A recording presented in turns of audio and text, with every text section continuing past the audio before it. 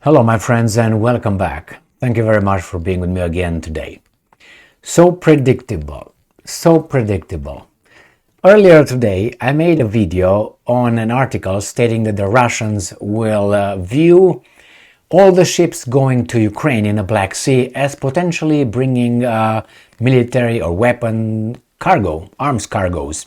Therefore, I don't know exactly what measures they will take. And in that video that I made and that little article, while discussing it, I was thinking about what kind of weasel's ways Ukraine and its masters could find in order to facilitate the continuation of the Black Sea grain agreement, or at least, providing the world with grain.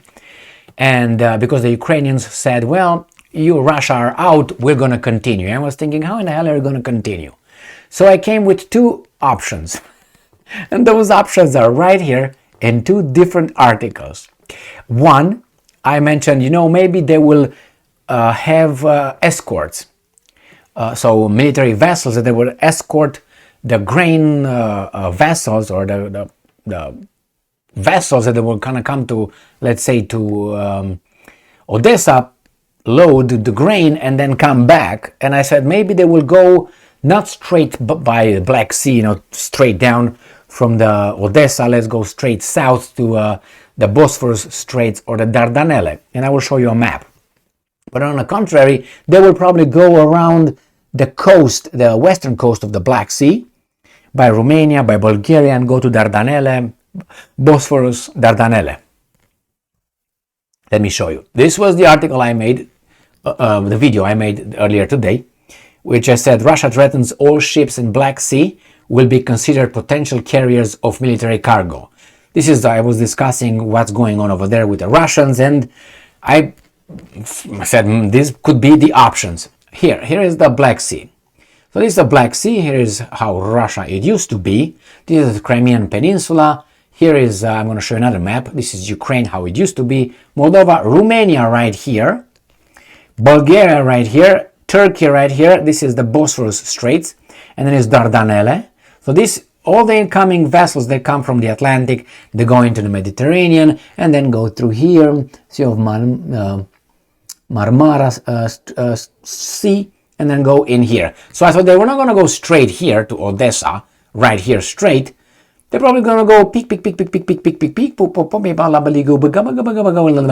over there. But don't forget, there are a lot of mines, Ukrainian mines, here somewhere. So this was my, I said maybe that's the way it's going to be. So let me show you the other map. The other map, as I said, comes from the Russians here. And this is how the map currently looks like. This is where the war occurs. So this is Crimea. It's Russia right now. So nevertheless, this is the route probably.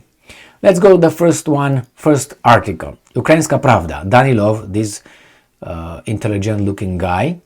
Kiev may ask partners to create humanitarian convoys for grain corridor. I even gave you the name of the Royal Navy that will probably be involved in those escorts. We'll see. I think that would happen. Let's see what Danilov says here.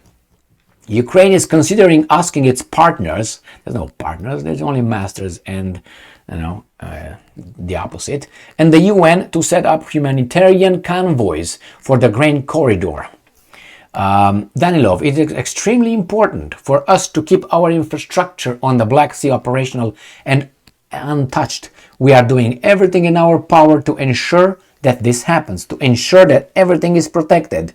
The issue of asking our partners and the UN to create humanitarian convoys, I'm going to point out what humanitarian shows, that will ensure security is being considered at meetings held by the president. Okay, what's here? And I'm quoting again what Danilov said. We insist that the UN should be involved as much as possible. That's the legal umbrella.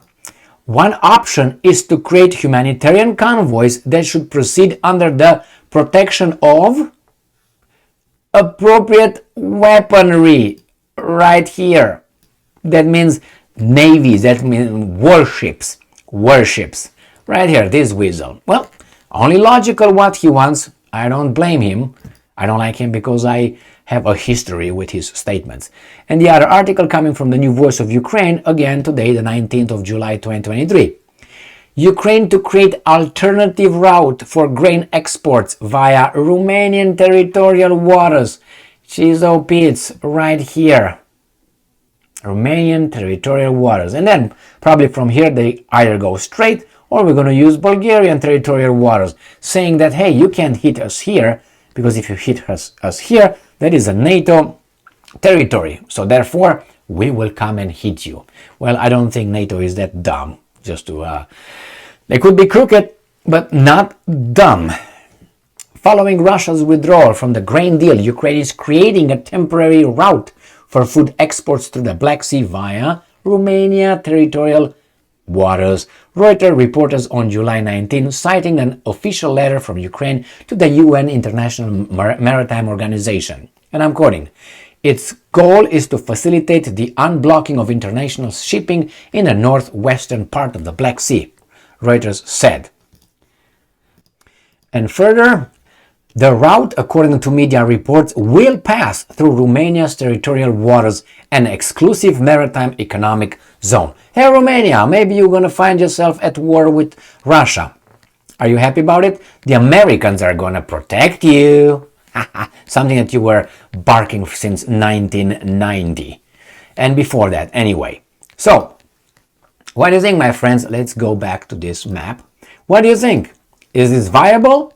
I think it is pretty much okay. I'm concerned with the mines right here, closing into Odessa, right here. Because as you know, the Ukrainians placed a lot of mines, but then supposedly they took some out, blah, blah, blah, tra-la-la. We'll find out. It was just not a genius idea. It was just normal guessing, looking at the issue. What other things could they have done? They could have done probably to ship it by train as they did before into Romania, and to Constanța, the port of Constanța, Romanian port, and from there shipped out. But I said, why? Maybe we can just go straight from Odessa and just go around. It's gonna save the, loading the trains, carts, or whatever they are, and ship them. I mean, send them over the Danube River into Romania, going over there, unload them, load them. Too much. Like this, only one unloading, loading, bye, gone. So we'll see. I made another video, I think 2 days ago, where I used an Russian article, but the Russians were using United Nations, according to them, and United Nations provided data on who uses and how much Ukrainian grain. And according to that article, the European Union, because people say, and these guys in the West, well, if this agreement stalls and Russia withdraws, which it did, the world will be starving. Poor people from blah, blah, blah, blah, blah, blah, blah, blah, blah.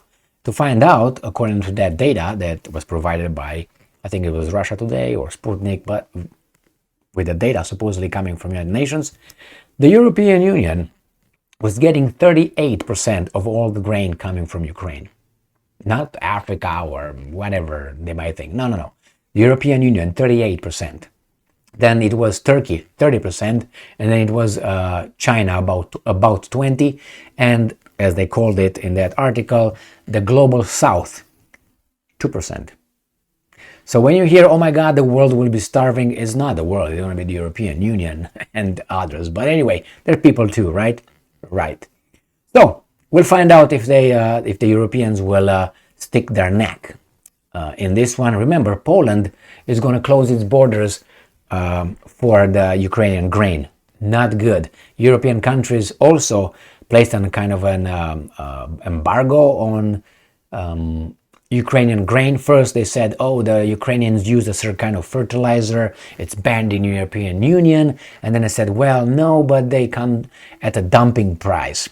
So our farmers, peasants cannot compete with the Ukrainian grain. Therefore, we have to protect our, peasants.